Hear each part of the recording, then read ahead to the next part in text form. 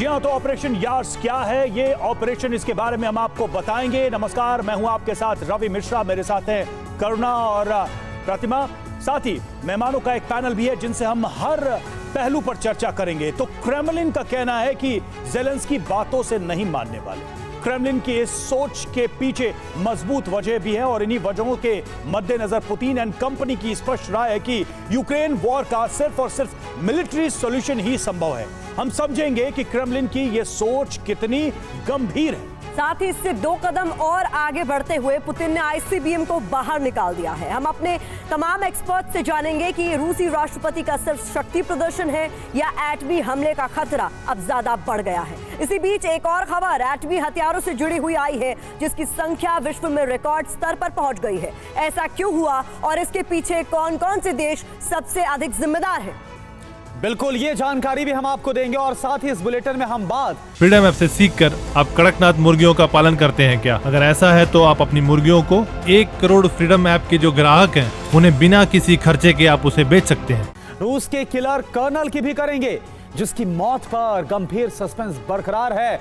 और साथ ही हम वॉर जोन के लेटेस्ट वीडियो और दूसरी खबरें भी लेकर हम आपके सामने हाजिर हैं। अब देखिए सबसे पहली बड़ी खबर वॉर फ्रंट से क्या आ रही है। आप देखिए रूस में गैस पाइपलाइन में जबरदस्त धमाका हुआ है।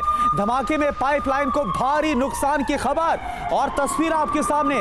रशियन एजेंसियों ने धमाके की वजह की जांच शुरू कर दी है। ये तस्वीर देखिए, रूस के अंदर ये जो गैस पाइपलाइन है जिसमें धमाका हुआ है, अब क्या ये साजिशन कुछ हुआ है? क्या कोई हमला यहां पर अंजाम दिया गया या फिर किसी और वजह से ये धमाका, ये बड़ा नुकसान रूस के अंदर हुआ है?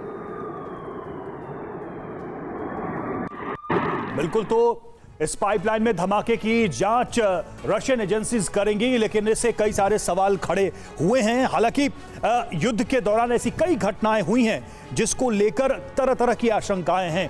हम आपको यह भी दिखाने की कोशिश करेंगे कि यह पूरा मामला है क्या, धमाका कैसे हुआ इस पाइपलाइन में और इसके बाद किस तरीके से एक्शन में है रूस। तो सबसे पहले रूस में जो ब्लास्ट हुआ उसकी बात हम कर दें तो सेवेरोडोनेत्स्क में गैस पाइपलाइन में भीषण आग, गैस पाइपलाइन में धमाके की आवाज सुनी गई और मौत और घायलों के बारे में अभी कोई खास जानकारी नहीं मिली है। लेकिन यूक्रेनी मीडिया का यह दावा है कि दावा के साइट पर कई धमाके हुए, एक के बाद एक कई सारे धमाके हुए हैं। धमाके के पीछे 3 आशंकाएं जताई जा रही हैं। एक तो ये नंबर 1 कि ये यूक्रेनी हमला हो सकता है, यूक्रेन की तरफ से ये अटैक हो सकता है, कोई बड़ा षड्यंत्र भी हो सकता है। दूसरी आशंका ये है कोई बड़ी साजिश भी हो सकती है और तीसरी आशंका यह है कि तकनीकी खराबी की वजह से भी ये धमाका हो सकता है। इन सभी बिंदुओं पर जांच रूस की एजेंसी की तरफ से की जाएगी और इस तरह से युद्ध में हर दिन ऐसे मामले सामने आ रहे हैं। हमारे साथ तमाम मेहमान भी जुड़े हुए हैं। सबसे पहले आपका परिचय मेहमानों से करा दें। हमारे साथ है मेजर जनरल जीजी द्विवेदी, रक्षा विशेषज्ञ, सर स्वागत है आपका। जेके त्रिपाठी हमारे साथ,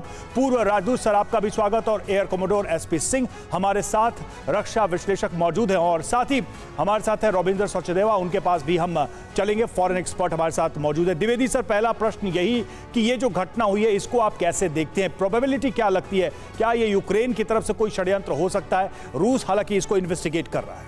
देखो, इसका कोई स्पष्ट रूप से तो कहीं हम इसका अंदाज़ा नहीं लगा सकते क्योंकि इसमें बहुत से पहलू हैं।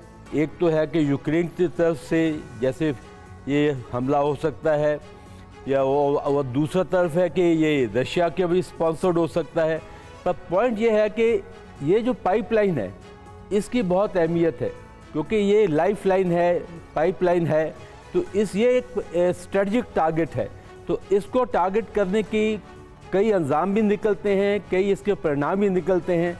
पर पॉइंट यह है कि अभी तक किसी हम ये तय पर नहीं पहुंच पाए कि ये हमला कहां से हुआ है। पर जो एक इशारे की जो संदेह की जो नीडल है, सुई है, वो तो 2 तरफ जा सकती है। एक तरफ तो कि ये स्पॉन्सर्ड है यूक्रेन की तरफ से और दूसरा है कि ये रशिया ने खुद भी किया हो और इसमें अमेरिका का हाथ भी हो सकता है। पर इसमें हम स्पष्ट रूप से किसी तय पर नहीं पहुंच सकते।